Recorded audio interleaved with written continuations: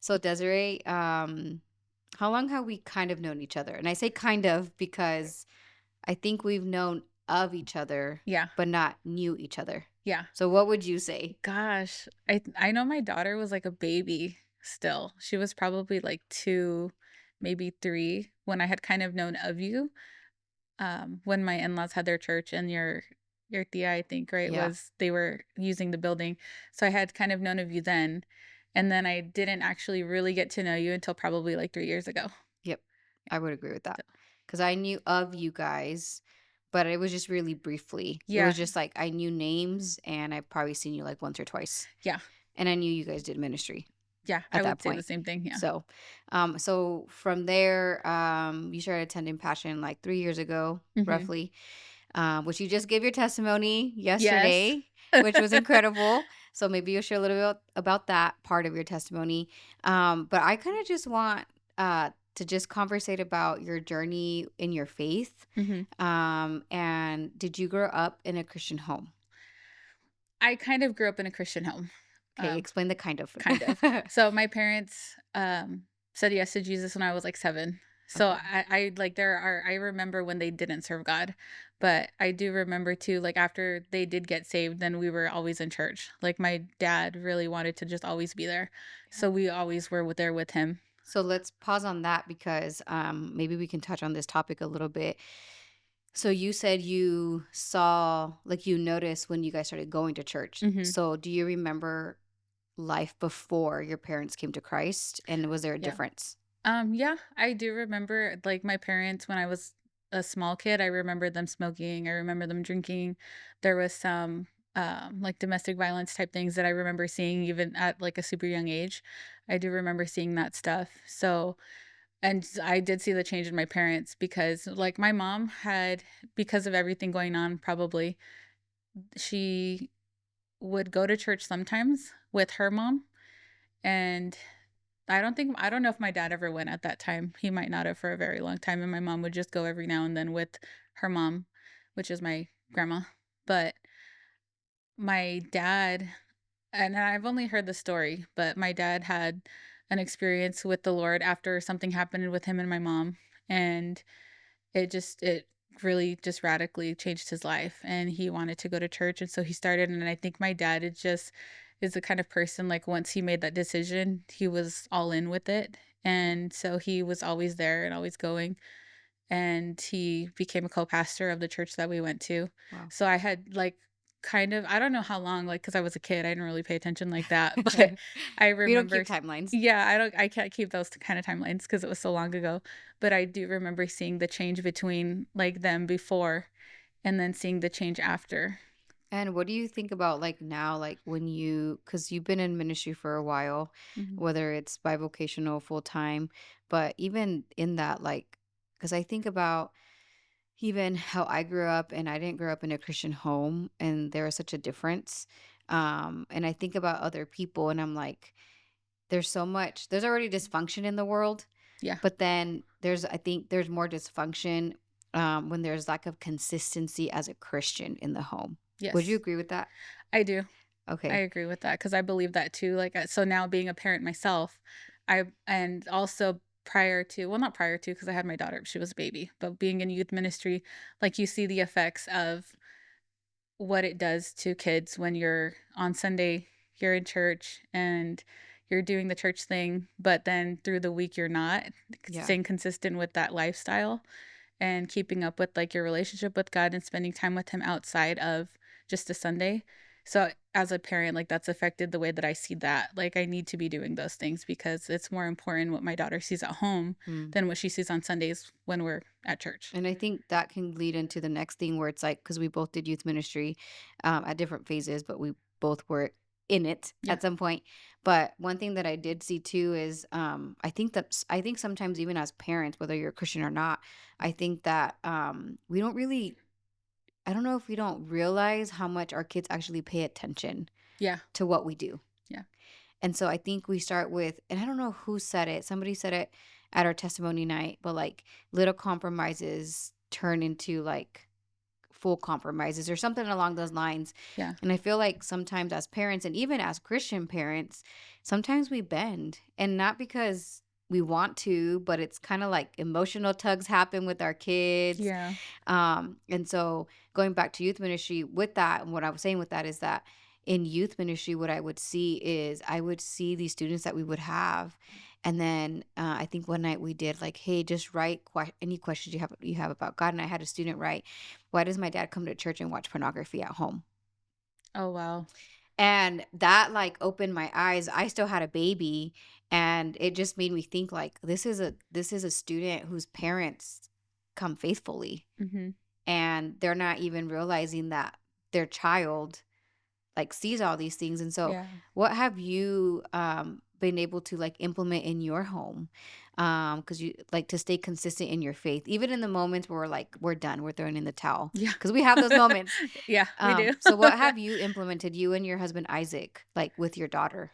I think probably one of the biggest things that we've really implemented ourselves is just kind of creating a culture of having healthy communication between all of us. Growing up, my parents were super strict, and his were the same way. um, and so, not that I don't try to be strict, but I try to just really, really create a space where she feels safe to talk to me about things. My daughter.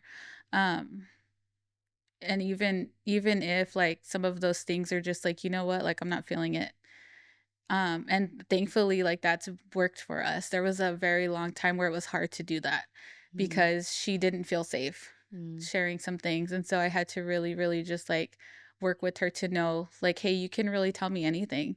And I kind of tried to model that after, like, okay, how do I want her to be with the Lord? Because I see that's so where good. growing up, I kind of viewed the Lord almost in the same way that I viewed my parents, because I had Mm, that with my parents where, like, I felt like they wanted me to be open, but if I did, sometimes things didn't turn out the way that I thought, and I felt like at the time that it just kinda bit me in the butt. So, I didn't feel safe doing a lot of those things, like sharing some things that I probably, if I would have, like, would have changed my life at the time. mm, And so, with her, like, I try to think about, okay, like, how do I want her to view God or her relationship with him, or and how he works as a father. And so I really just try to, like both of us, me and Isaac, it kind of started with us when we first got married, just having communication. And we had to really work at that. which, if you're married, you know that, like, communication is always going to be something that you have to work at, Yeah. and the moment you stop is the moment that your marriage probably starts to go the other way. Yes. I think everything flows from being able to communicate and do it well. And so I try to do that with her. And just even other things. Like I think right now, both Isaac and I are kind of in a season where God is trying to teach us to have discipline in Mm, certain things. And not that we've not had it in the past, but I think it's just now it's kind of like, okay, you need to go a little deeper.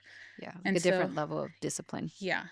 So that's something that both of us, I think, in different ways are trying to implement. And those are also conversations that we have too with her. Like a lot of things that God teaches me, I try to kind of have little conversations in ways I know that she can understand, Mhm. because I know that she's not too young to learn those things. Right. So, And nobody's too young. And I always say this, like, nobody's too young to know God. yeah. Nobody's too young to be filled by the Holy Spirit. Nobody's too young to read their Bible. Yeah. And I think that you and Isaac, at least from afar, from where me and John get to see, we get to see that you guys are very intentional parents.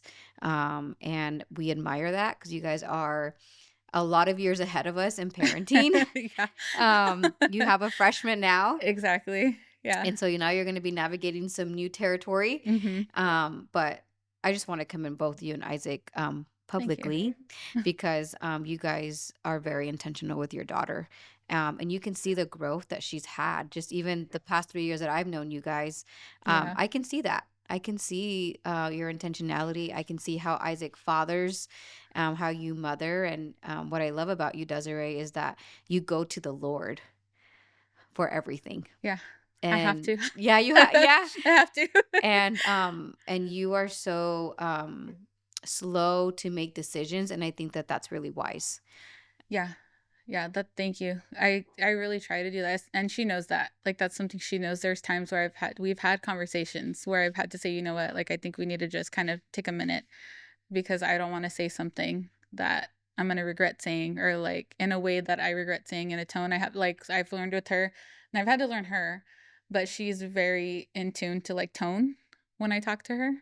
So I have to really, like, kind of be mindful of that, and there's times where I kind of have to pull her out and say, "Hey, like, even though it sounds this way, that's not what it is," but, that's something that I do really, really try because I know she's not always gonna be with us. I have to set her up for what happens after. That's So, good. And I think sometimes as parents, we don't think about that yeah. because we're living in the moment. Mhm. And it's like, I think about like Elijah's 10, and I'm like, okay, 8 to maybe 10 years, he's still with me. Yeah. And I'm like, so what is he gonna do when he's out of my house? Like, he needs to be able to be self-sufficient, Mhm. all, and I have 3. And so I'm like, I need to get all of them like ready. Yeah. But with that, would you mind sharing your story of just how you just how your faith grew? You shared the story with me when we went walking. You shared the story of how you found out you were pregnant. Oh, yeah. And I had known that you had gotten pregnant at a young age, Mhm. but I didn't know the story. Yeah. And I remember laughing when I was hearing it because I'm like, "What does it?" But I think it was encouraging to me because I think sometimes when you're in ministry or you're pastoring or you're leading people and situations happen, sometimes we want to view it in one way. Mhm. And I think when you were sharing your story, to me, I'm like, okay, like God, like you were already living like in every piece of Desiree's story. Yeah. Even when she chose to do something different that was out of your will at the time, like you brought her back. Mhm. And I think sometimes as ministers, as pastors, when we hear when you share your story, when we hear a story like this, we're so quick to like judge and so quick to say like, well, this is what has to happen. And I think Yeah. that what God has done in your story and Isaac is shown like there's so much grace that you guys walked in. Yeah. Not that it was easy, Yeah. but there It was so wasn't. much grace that you guys walked in. So if you don't mind sharing just a little bit of that testimony, that story. Yeah, no, so I found out that I was pregnant with Jada at 17, and I had her at 18. So I had just come back to church because there was a few years there that I did not wanna go to church. So I came back to church, Isaac invited me, and I went. He invited me somewhere to go see him rap.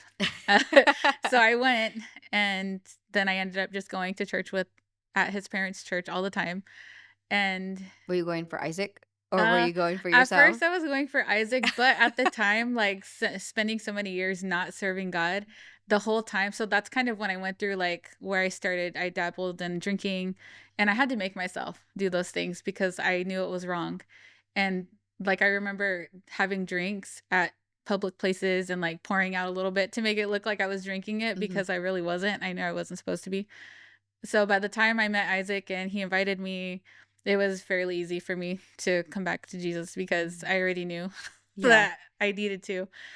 And so then fast forwarding to when we found out we were gonna have Jada, I had shared with you like my mom I went to her job because she worked at a hospital and she had noticed I think that I That you were probably probably, should, yeah. yeah. So she's You were like, probably pregnant. yeah, so she's like, "I think you should take I think you should take a test." And so at that time, I'm 17, so she could just take me Yeah. and, like, sign me in and have them do a test for me.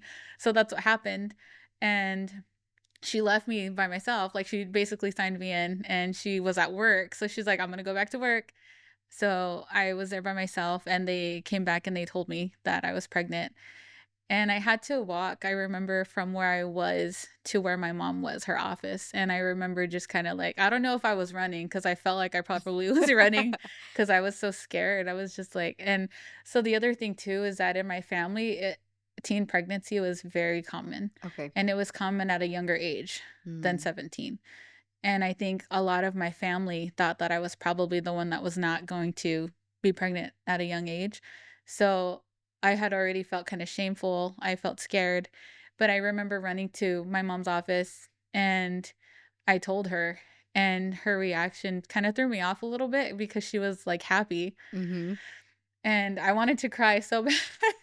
And I remember my mom, like, being kinda happy, and then she kinda, like, started crying, and I was just like then I kind of was just like, "Well, now I'm in my feelings because 'cause I'm already in them." Mm. And I remember I had an uncle who drove me home because my mom still had to work, and so I think I told you I text Isaac Mhm. and let him know, Yeah, like, that I took a test. Yeah. I was like, "So how did you tell Isaac at that time?" And Yeah, so then and you I remember text you him. asking me, like, "Did Yeah. you text?" Like, were you? Because I told you I think I was talking to him by text, and you're like, Yeah. "Did you tell him over text message?" I did. Wow. Um, and so then that evening, there was, like, an event going on for our district, the church, and I went, and so we had seen each other that evening, and Would you Okay, wait, wait. I wanna I don't think I told you that part. I know. Well, okay, so you went to this event Uh-huh. and you had already texted him, but you Mhm. hadn't seen him yet. Yeah. And so then you saw him, like, what Yeah. did you guys, like, look at each other weird? Did you, like, I don't or remember was it l more like, I know you know I know, like, Yeah, it what? was I think it was kind of like that because so at the time we're dating, his parents are pastors. I went with them to that event, and so those days I already feel we nervous. were never really alone. You know what I mean? We were always with them, and so I don't even remember really talking about it too much in person Yeah. because we were not alone, like, that whole evening. And so I don't even remember when we, like, exactly, like, really got to talk about it. I just know, like, I remember, like, my parents wanting to sit down with his parents and talk about it. Um, I remember, like, I think I shared with you, my mother-in-law had asked for, like, a positive result that she could see, so we had to get that and give it to her. Um, but yeah, I remember being really scared. I wasn't scared of taking care of a baby because my mom had my sister, so I have a younger sister who's 12 years younger than me, Okay. and so I had already, like, helped with taking care of her, so that wasn't what scared me. At the time, I had barely, like, decided to date because for the longest time, I had always said I was never gonna date, and I had always said I was never gonna have kids, I was never gonna get married because of Mm. some things that happened in my family growing up, and so that I think that scared me more. It's just kinda like, "Okay, I'm responsible for, like, another person now." And also just kind of the uncertainty because we were so young. Isaac's a year younger than me. So he was He 16. was 16. Okay. So just kind of not knowing what things were going to look like obviously naturally you don't think like okay, I'm going to get married Mm. because we're so young. Um and so I didn't know if I was going to be living at my mom's, like every all the plans Were that I you had at the thinking all time. of that on that first day? Or was that like, did that take you like a little bit of time? It took a little bit of time, because at the time I still lived with my mom, and life there was not the best. Um, I have a brother who lived there also, and he was into some crazy things, and my mom was starting to dabble in some crazy things, so I knew it wasn't the best place for me to be. And I just at the time I was just kind of like, well, I don't have anywhere else to go. Like I don't know what else Mm. to do. So I eventually like we started talking about marriage. Wait, you got baptized. I did get baptized, I Okay, told you you need to that. share that. Yes. So, So backtrack a little bit. it was Before it you was found before out. I found out, yeah, so technically I was already pregnant, but I had, went to my first camp, youth camp in the summer, and I remember being so sick, um, and I just thought it was the heat, and then I also got baptized with Jada, and I did not know. So Wow. Jada's been double baptized. I tell her, "You've been baptized 2 times." But yeah, so that happened. But yeah, it was just and it was kind of like I think if anything, it probably made me more like, "Okay, I really need to, like, get my life together, and I need Mm. to figure out what I'm doing, and And I you were need to." 17. Yeah, I was 17. So it's like, I mean, I look back, I mean, I got married at 21, met John at, I think, like 19, 20. And I look now at these young adults that are at that age, Mhm.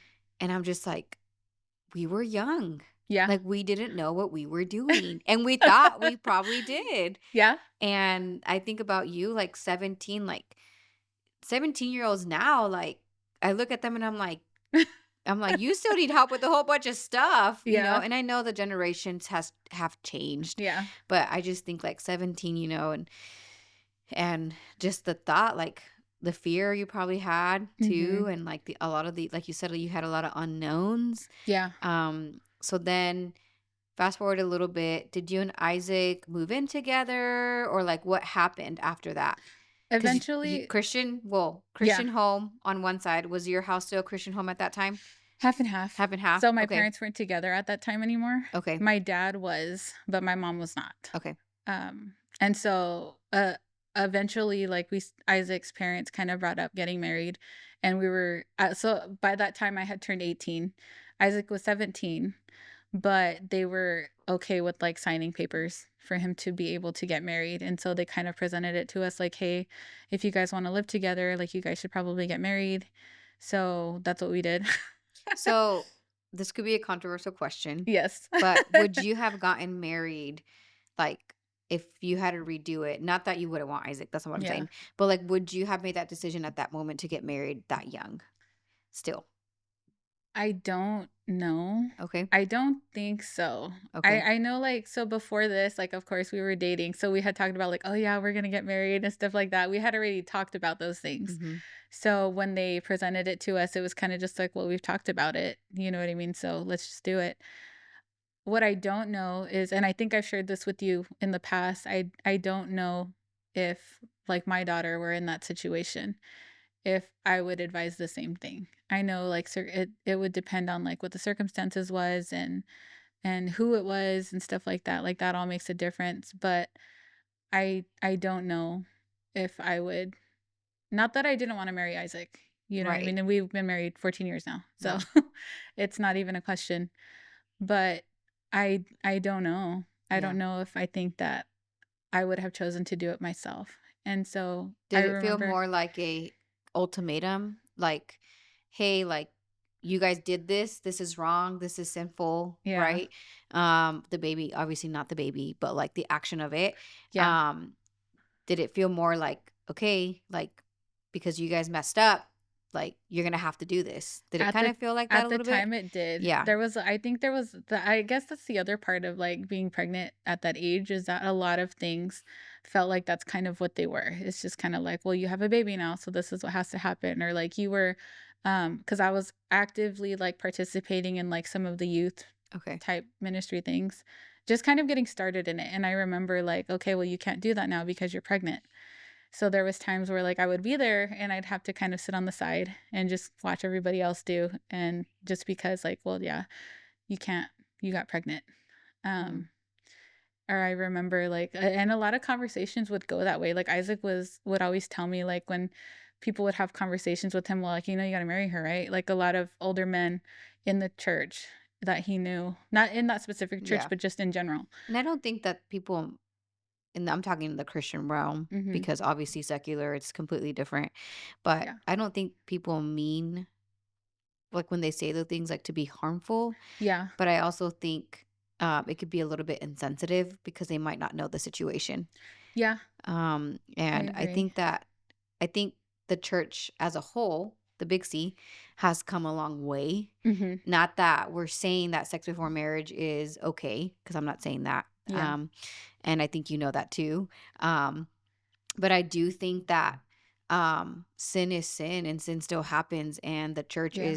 is meant to come alongside people, yes, to bring the truth. And you guys already knew that you were Yeah. not doing things right. Yeah. And so I think sometimes the church comes in and overshames. Yeah. I don't know if you would agree with that I or not. agree, that happened a lot. I remember, so at this time, like, Isaac was already like, rapping. He was already doing that when I met him. He was already going out to places and rapping, and so there was even people that would kind of, like, make it seem like I messed up what was happening with him. Like, you messed up his calling. Yeah, like, yeah, exactly. Like, everything that God was already doing, that I kind of, like, came in and messed that up. And I think that's so one, it's hurtful, obviously, Yeah. but it's like, wait a minute, it's not just Isaac, Yeah. it's not just me. Like, we both chose to do something. Yeah. And I've heard similar things in different situations over the years of like, they messed up that person's calling. And I think I even fell for the lie of like, I married John. Well, John and I got married, and one of the lies that the enemy would always bring to me was, um like, John's gonna mess up your calling if he cheats on Mm. you. And, like Oh. yeah. Yeah, Yeah. and, I don't know if you ever had that thought, but I sure did. And so and obviously, at the time, this was years ago, like, there's a lot of wounds I hadn't healed from, and Yeah. which, by the way, I do feel like when we don't heal internally, I think just because we say we're Christians, like, I think there's still work that we have to do to heal Yeah. and partner with the Holy Spirit. So, I had a lot of work to do, but, and because I came from a divorced home and where there was adultery that had happened multiple times, that was, like, in my head, Mhm. and it was more of like, if he does this, your ministry is gonna be ruined, and, Yeah. like, you're not gonna be able to fulfill what God has, and it's actually sounds really selfish now that I say that out loud, which is selfish. I It was was so young you. prideful. It It's was okay. young thank you, it was young me. But I think it's the same thing with you guys. It was like, okay, yeah, we made the mistake of sex before marriage. It led to a pregnancy, which she's a blessing. She is. She's a blessing to you guys. But I think it's hurtful when some and again, I think sometimes people don't mean it that way, Yeah. but don't say it. Yeah. You know? Don't Yeah. go tell somebody who already feels shame, Yeah. who already knows they did something wrong. It would be different and you if you guys had no remorse. Mhm. If you guys were just like whatever about it. If Isaac was at the time what could have been like, "Oh, like I don't really care." Yeah. That's different, but I think when you see anybody, I think even in the church, like when we see remorse and we see like, hey, like they know what they did was not right. Yeah. Like we should be walking alongside them, still speaking truth, still helping them align with the word of God. It's redeemable. God redeems all things. Yes. And so do you want to share kind of how God we can fast forward maybe like a little bit how God kind of redeemed a little bit of that situation for you guys. You got married Yeah. young. Yeah, we did. So, I mean, thankfully, I think the biggest part of just like that redeeming that the Lord has done is just that we're still here. And that's, I mean, we've had so very, like now Jada's 14 and questions are barely starting to come. And we've always kind of waited for that of like, oh, like, did you guys plan to have me? Like things like that. We've kind of like danced around those things lightly because she's never just straight out asked. And so Mm. recently she asked and we had to talk about it. But that's something that I've explained to her is like, you know what? Like, it was hard to have a baby that young. And a lot of, like, I told her, I know, like, you see me and your dad and how we are. And unfortunately, like, not all stories end like this or like, it's still going. But like, like, there's people that I know that got married around the same time we did and they're not together anymore. And so I think that's just the biggest accomplishment is that just we're still here and that we're both still serving God and we're both still trying to instill those things in her because now like I mean if anything so like it's funny talking about how people kind of made it seem like I messed up Isaac's life because at the time because I was still like kind of just getting my feet wet with the Lord I didn't realize that there was any calling for me. I had never Mm. growing up like in the church there had been things told to me that like I was called, but at the time, because of the way my life had looked so many years before that, maybe like 3 to 5 years, I didn't think that any of it was for me. I just kind of accepted that like my role was just to come to church and be there, and that was it. And then once you got married, did you still have that thought like, "Oh, I'm just called to be his wife and a mom?" Yeah, Yeah. I did for a very long time. It was actually my mother-in-law who kind of really pushed me like, "Hey, like some of these things you can do." And so there was different things that I started doing in the church that kind of helped to grow me. Like they say one of the easiest places to learn to teach is in children's church, and that's where I started. And it also came alongside with like Jada and her age. So like when she was a baby, I was always in the nursery. When she got a little older and she was able to be in children's church, I was there. You know what I mean? And then eventually like that kind of grew into us becoming youth leaders and then just kind of also just being like a support in the church with his parents. Mhm. And then it even led to like at a point us being able to serve as campus leaders of our church. And so I mean those are things that like I don't when I think about it, I don't know if I had ever wanted. If anything, I didn't want it because Mhm. what I had seen growing up in church, because going back to like my parents, my dad became a co-pastor of our church. And like I said, he was always wanting to be in church. And My mom didn't really I think now as an adult looking back, I think that my dad, the way he was taught was kind of just like you everything that you do with or without your family. Mm. And so he really like I said, I think my dad's the kind of person that he's like all in when he does something. And so that's what he did. And I think that that kind of left my mom I feel feeling like kind of, that's a old church culture stigma that yeah, was taught, because we just yeah, heard that testimony yesterday from somebody from our interns, and you were there, yeah. I heard somebody and say that. he said the same thing. He's like, "I was taught Yeah. that, like, you just go, and Hmm. if you have to leave your family aside for ministry, you do it." And I think his testimony was more on the side of, like, my wife, like, basically said, like, "I'm gonna divorce you because Yeah. you're choosing the church, over me." Yeah. And I think, and I know we're gonna kinda sidebar this conversation, but, like, um, I think that's true. I It think is. sometimes, like, we miscue the love for the church, Hmm. for the love of ministry, which I Yeah. think is 2 different things. Yeah. I think the love for the church is the big C.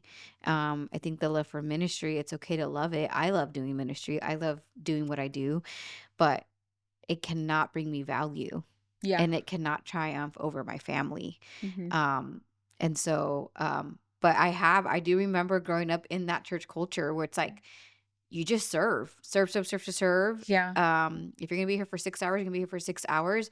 Again, there's nothing wrong with serving for 6 hours, but it is wrong, I think, when it's like it becomes the idol Hmm. and it becomes the main thing, the main priority. Yeah. And I've seen a lot of great people have a downfall. And it wasn't because Yeah.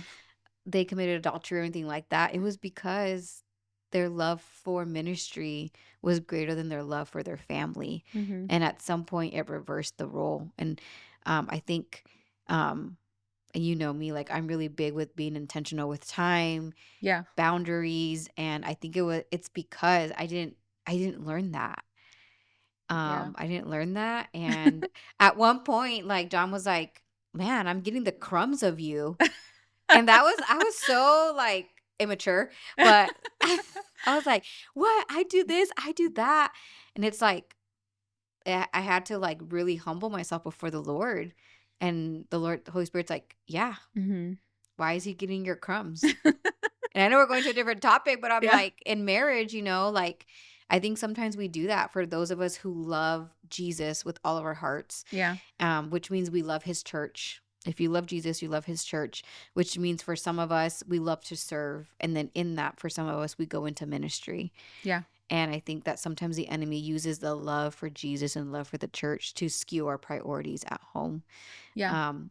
Would you say that you and Isaac ever experienced a little bit of that, like the priorities being skewed? Um, I don't think that it got to that extreme, but part of that is because of, for me, at least on my side, how my parents were, because that is what happened with my family. Like my dad, was always at a church somewhere because Yeah. he wanted to receive.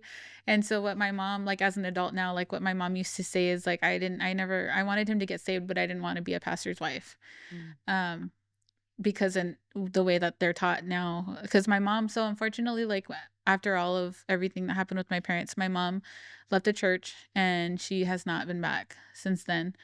And so her thinking is like, well, that's what it was. You know what I mean? And that's what she would say. I never wanted to be a pastor's wife. I just wanted him to come to church. I just wanted him to get saved.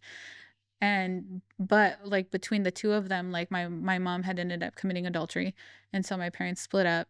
And so because I had seen that, I was like, okay, that's why I would say I'm never gonna get married. And as a child in that situation, as an older teenager, I would say I'm never gonna have kids because I'm never gonna be in the space where I can put a child in that Mhm. spot because of where I was.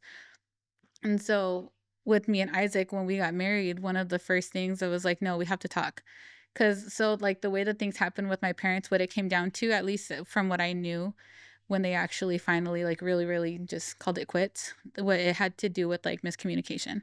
And so Mm. that's why when we got married, I was really like, no, we have to talk about things. We have to talk about it. We have to communicate because if I felt like if we didn't, then there was going to be room for those kinds of things to happen, just to see how easily it happened because of miscommunication. I was like, we can't not communicate. We have to talk about things. And so kind of thankfully, like, it was hard because Isaac was not used to that. I think if anything, Isaac came from a background where you don't talk about Mhm. things. Shove it under the rug and everything's Yeah. great. Yeah. So when we got married, kind of doing those things, we would fight a little bit because it was two totally different things, total opposites. But now it's fairly easy for us. But Mhm. I think that's why, like, we've kind of not gotten to that point where it's been like that Yeah. because we're pretty open with each other. I think within I don't know if I think it was last year, actually. So Isaac's been doing his rap thing. That's probably been the most consistent ministry thing that we've done. Because he's been doing it as long as we've been married. Mhm. But there there was a time where, like, I had felt that it was we needed to take a break.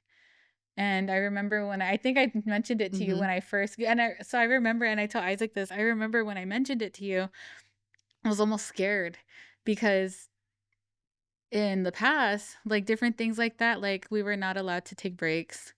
We had to be at every church service. We couldn't, not come just to go hang out as a family. We had to be at everything. And I think because of the support role that we played in the ministry at the time, like, we just couldn't take breaks. And so when I told you that I had felt like that's what the Lord wanted us to do, I almost expected you to be like, "Why would he want you to do that?" Yeah. And so I remember when I told you, you were like, "Yeah, I think you should." And so I went back and then I You're told like, Isaac. "Lord, that's such an easy confirmation." Yeah, like, I was really, like, expecting you to be like, "Why do you think that? Like, you're not supposed to do that." And so after the conversation with you, then I had let Isaac know, and as soon as I let Isaac know, he was like, "Well, you can, but I don't think I need to." And I was just like, "Okay." And I kinda just waited on it. We waited a little bit, and, eventually he said he did feel like the same thing, so. And when you have never done that, like, when you've never and this is ministry context, when you've grown up in that realm of, like, you're at everything, you have to be at everything. One, I think that's unhealthy church culture Mhm. because I grew up in that too. I didn't know it was unhealthy. It was like a norm. Yeah, it It's was like normal. it's normal, you know? Mhm. But then when you start to get healthy yourself and you start to realize like, wait, God gave us the Sabbath. God gave us Yeah. days of rest. God gave us rhythms of rest. And again, this is not to say like don't do nothing because he doesn't say that either, Yeah. but he says that there is a rhythm that we should be following biblically. Mhm. And I remember even myself, like I look back, I tell Pastor Andre, I look back and I'm like, how did I survive? And I think about you guys too. Like Isaac's been doing this for years, Yeah. and it's like, and you've never done a break, Yeah. and I'm like, oh my gosh, like how do you survive? Mhm. And I think, and you guys did do the break, Yes, we did. and how was that? It was great. I think so the funny thing you talk about, like, when you start getting healthy yourself, you kind of I think those are when those things start to come out because then you realize it's not healthy. Mm-hmm. Because so coming I've been at Passion Church for 3 years. Coming to Passion Church was probably, like, the most unhealthy I had ever been, emotionally and spiritually. And I think that that was probably the first thing that God really, really spoke to me where I knew, like, "Okay, God, I know this is you speaking to me." Is like, "You need to take some time to rest." And so we picked a month and we said, "Okay, during this month, we're not." At the time, we were actively serving in the church Mm-hmm. too, so we had said, A "Okay, we're." different church. No, in Passion Okay, Church. passion. Okay. Yeah, and Oh yes, yes, is when you guys took your month off. yeah, Yes. and so Okay. we had said, "Okay," because before that, we had never done that. Mm-hmm. At least blocked out time and said, "Okay, we're not gonna do anything ministry-wise during this time." So, we decided not to go to our church because we knew if we did go, we were probably gonna end up doing something because that's just how we are. Like, if we're Mm-hmm. there, we see it, we're like, "Oh, okay, I'll do it." And then Isaac decided not to book any events during that whole month, and I think that was pretty much everything we were doing at that time. But it was like at the time, we were doing things like every weekend. Mm-hmm. So we were super busy. And we sat down and we planned out like, okay, we're gonna do like we did a movie night, I think. We did like a family game night. We like planned different things throughout the month for us to be able to connect together, like as a family. And then we also picked to hang out with different people during the month just to kind of get connection there too, because that was also something we were still kind of learning to do. Mhm. And so, like, we had connected with you guys. There was some other friends that we have that we decided to connect with, and it was great. Like, Yeah. I didn't realize, like, how much we needed that. But I remember too having a conversation with you, like, right before we were going to go on our time of rest, and I remember you telling me, like, God heals during the Sabbath, and that was something that I felt. Like, I remember having moments during that time where I still worked my job, okay, because I Right. couldn't take a whole month Right. off of my job. I took, the last week of the month I took Mhm. off, and the rest of the time I was still working, but I work from home, so it wasn't too anything too strenuous. I felt like I could still do that. And I remember just times of just kind of like I would not even be thinking about anything and God would just speak to me and I would be crying like while Yeah. I was working. But it was a lot of like that's what it was. It was healing things Yeah. that I didn't even know that I still needed to heal from. Yeah. And so And I that was think really that's good. why when God gave the commandment to take a Sabbath, because it's a commandment, which I think we forget that it is a Yeah, it commandment. is. It's a commandment, right? And we take all the other commandments so seriously, and we tend to forget that God said, like, on the seventh day rest. And then you can get really legalistic and say, well, the seventh day is this day, that day. I Mhm. think the concept is just that God implemented for us to implement in our daily lives to rest. Yeah. It's just rest. And we can go into the biological parts of what happens when you rest, right? But then the biblical part, and like that's what I had shared with you, it's like Jesus healed on the Sabbath, and the Yes. Sabbath was a resting day. And it's like, I think, for those of us who are just busybodies, I'm a busybody, I'm a doer, I'm a give me a plan, let's get this done. Mhm. Um, I think, and I guess this is the thing that I would say challenge myself and anybody. It's like, if you have a hard time resting, then you probably need to rest. Yeah. Like if you just can't, I don't know whether it's church or not church or your job or whatever family, I think if you're like having a hard, like John used to tell me, like, you're laying on the couch but you're not resting. Yeah. You need to learn how to rest, because Yeah. I was thinking, I was planning. Yeah. And so I remember learning about Sabbathing, because I think I was pretty new into it when we had that conversation too. Like I had just done a Yeah. few months of learning how to do that. But I think the concept of Sabbath is just that. It's that you give yourself 24 hours of rest, whatever that Mhm. looks like for you. And you don't do whatever work is considered to you, and you honor the Lord with it. Yeah. Somebody asked me, like, do you just pray the whole time? Like, no, you just do things that you enjoy that also bring God glory. That's how I Yeah. can pose it. But then you guys took a month, and I think too, like, whether you do ministry or you're in a secular job, like, you have to be able to rest. And I love that you were intentional of connecting as a family. Yeah. And as you were saying that, I kind of felt like the Holy Spirit was saying, like, some people just need to hit the reset button Yeah. in That their and that's families. exactly what it was. Like, that's why we planned to do that. So at the time, like, that was something we did feel like we needed was a reset. And so that really kind of brought that on. Yeah. And I think resets are not like, you don't slow anything down. As far as, like, I think sometimes we think, like, if we stop doing these things, like, God's not going to continue to move. Yes. And it's like, no, like, God doesn't need us to keep moving, you Well, I know? remember, like, when I had that one well, I think we had a few conversations about it, kind of like when I first told you that I felt like that's what we should be doing, and then kind of leading up to it. And I remember so at the time, well, how I said Isaac initially was kinda like, "I don't think I need to do it." So I was just kinda like, "Okay." Like, I didn't argue with him. I was just like, "Okay." And I kind of just, like, planned, "Okay, well, like, this is when I'm gonna do it," and stuff like that. But I had to let him know, like, "Hey, if you have events, I'm not gonna go with you. I'm gonna stay home." And he's like, "Okay, that's fine." And I remember talking with you, and I had mentioned it to you, and you were like, "What if the floodgates haven't even opened for him yet?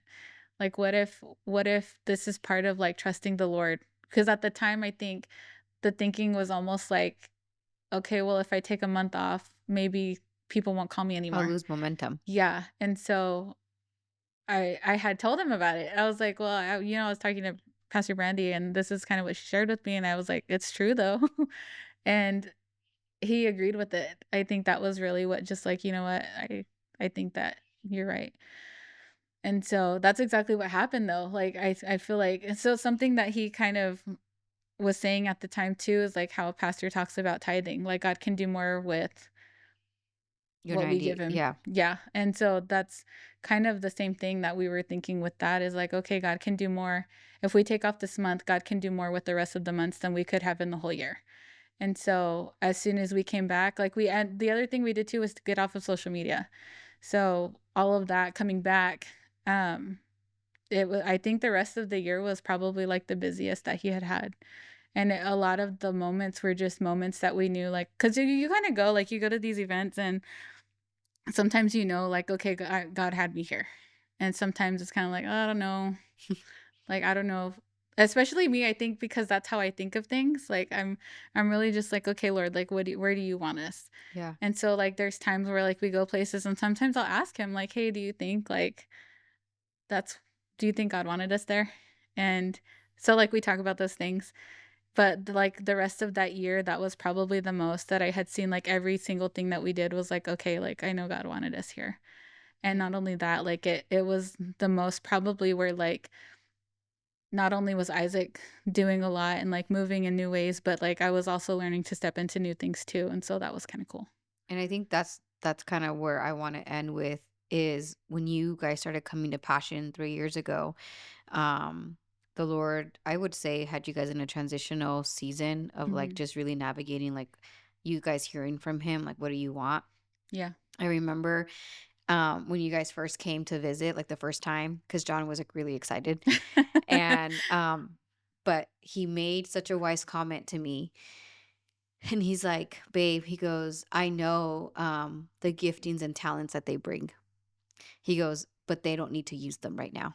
Yeah. They need to just sit down and they need to just receive. Hmm. And I don't think he even had a conversation with Isaac or anything, I don't think so. but it was so wise because in my mind I was like, that's so exciting. Like, if they stay here and like I was already thinking, I was like, it's so cool. Like they have ministry experience.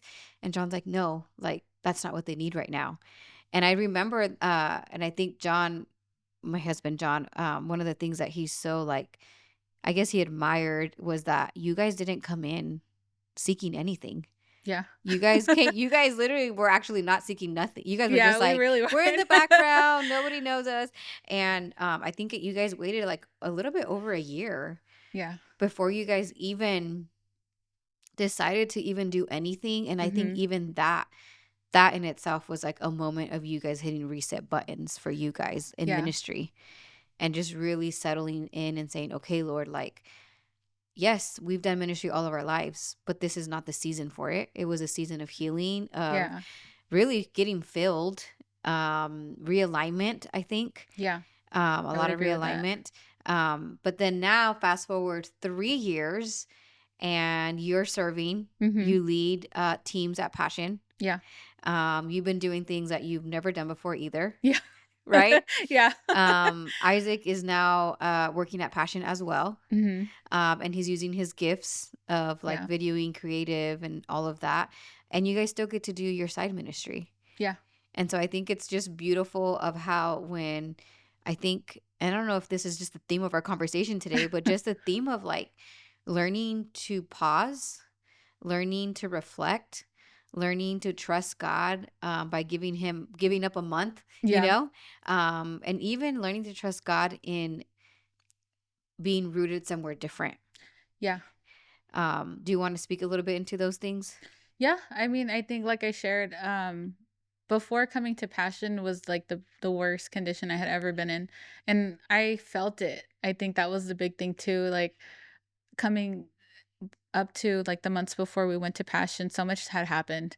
We had been doing ministry for so long, and at that point we had been under a few different ministries. So I just didn't like I could feel how much I just was carrying so much weight.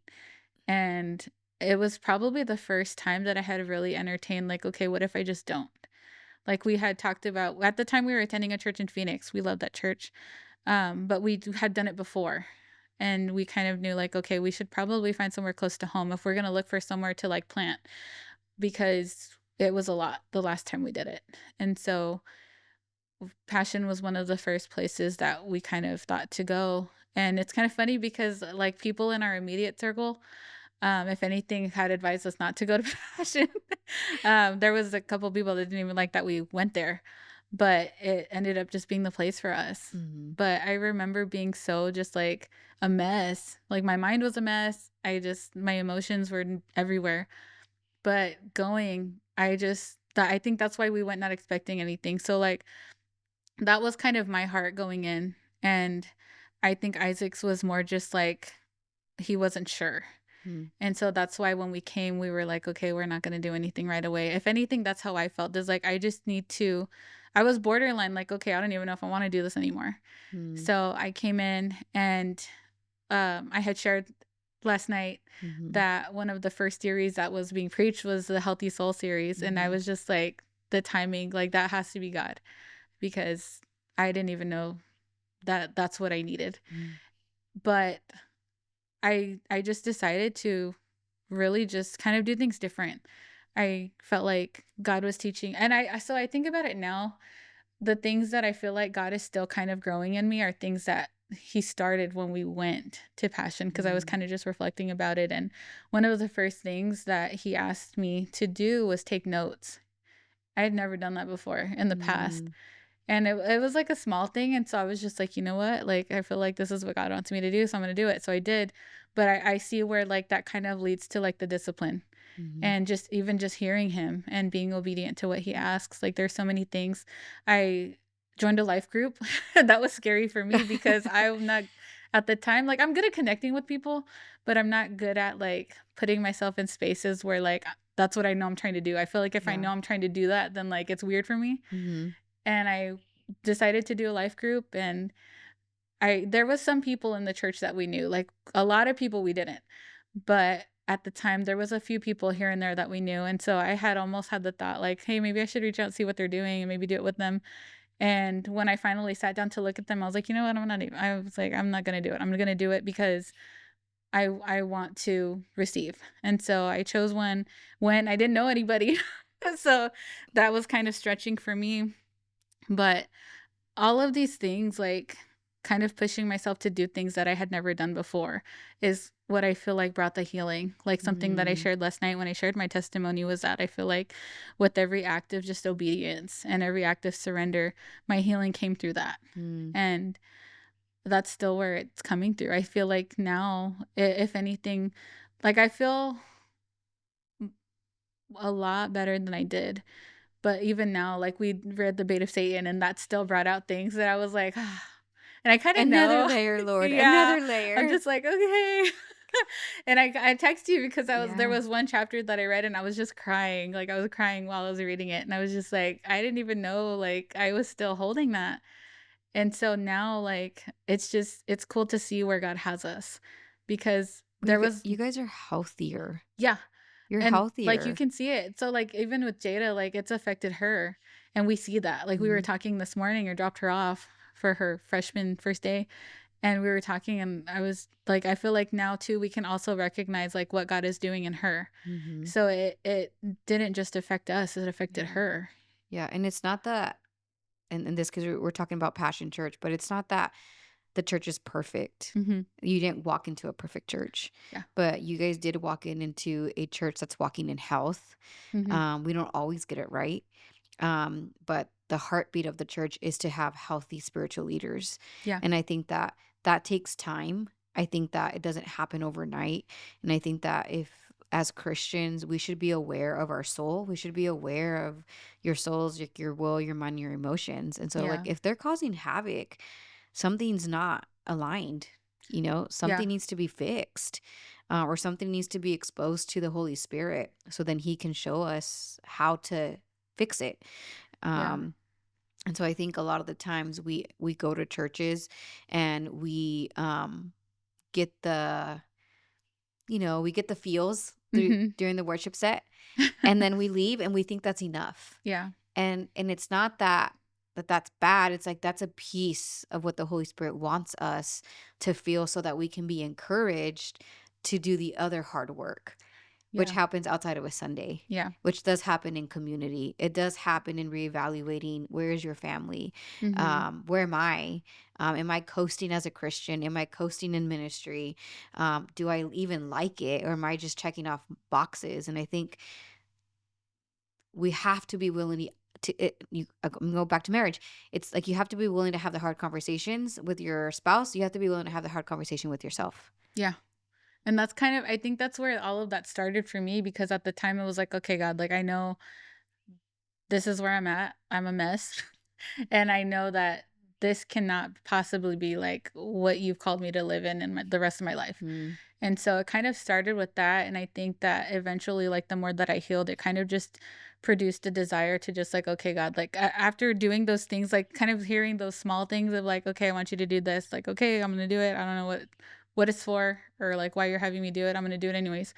And even the things that like I'm still learning to be comfortable in, same thing, like, I'll do a lot of things and be scared. yeah. I tell a lot of, like, I help ho work with our hosts for Team Rally, and I tell them a lot of times 'cause, you'd be surprised how many are like, "Oh, I don't know," and I love getting people like that because 'cause I'm like, "No, you can do it," like, I get to kind of Hmm. walk alongside them and encourage them in that, but, like, a lot of them, I'm still like, because a lot of people tell me, like, "Oh, no, you're like, you talk really well," and stuff like that, and I'm like, "If you look at my hands, like, my hands are shaking because I still get scared." But I feel like doing those things, kind of just recognizing that, okay, like I have weaknesses, but just like in the Bible where it says that Mm, like in our weakness, he shows his strength and his mhm. power works through us through that way. So I kind of, it kind of produced that in me. It's just like, okay, God, like whatever you ask me to do, however I feel, I'm going to do it. Yeah. And I know like whatever's going to happen because of it, like you're going to make it happen. And you're open to just saying yes. Hmm. You're open to doing it scared, Yeah. you know? You're open to doing it scared, and I think that that's the beauty of obedience, is that obedience does not require a feeling. Yeah. That's true. Obedience I never doesn't thought about it like that, but it's obedience true. doesn't require a feeling, you know? It just requires a yes or no. Yeah.